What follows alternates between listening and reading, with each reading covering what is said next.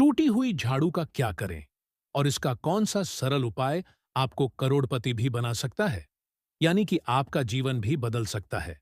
टूटी हुई झाड़ू को फेंकने से पहले यह प्रसंग जरूर देखें। क्या आप जानते हैं कि झाड़ू तीन तरह की होती है? ये बात बहुत कम लोग जानते हैं, मगर यह सच है कि घर में रखी हुई झाड़ू भी आपके भाग्य को प्रभावित कर सकती है। अगर झाड़ू सही तरीके से न रखी जाए तो यह माता लक्ष्मी को घर में आने से भी रोक सकती है। इस प्रसंग में हम आपको बताएंगे कि कौन सी झाड़ू से शुभ होती है और कौन सी अशुभ।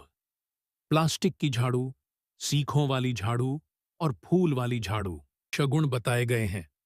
झाड़ू को लेकर कुछ काम बिल्कुल नहीं करने चाहिए, वरना जीवन में परेशानियां आने लगती हैं।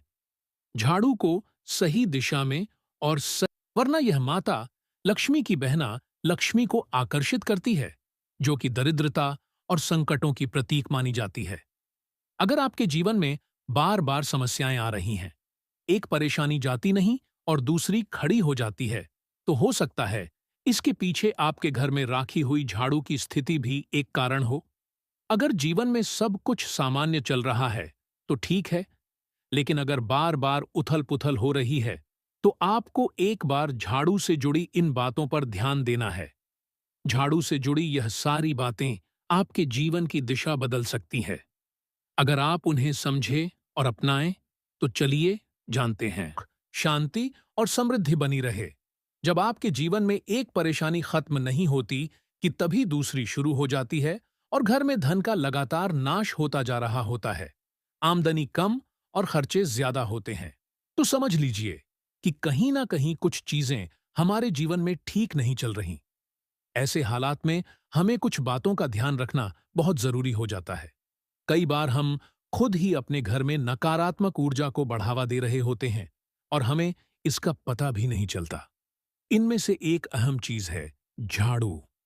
जी हां भक्तों, झाड़ू जो दिखने में कि झाड़ू का सही इस्तेमाल कैसे करें ताकि आपके जीवन का मेन सुख, शांति और समृद्धि बनी रहे।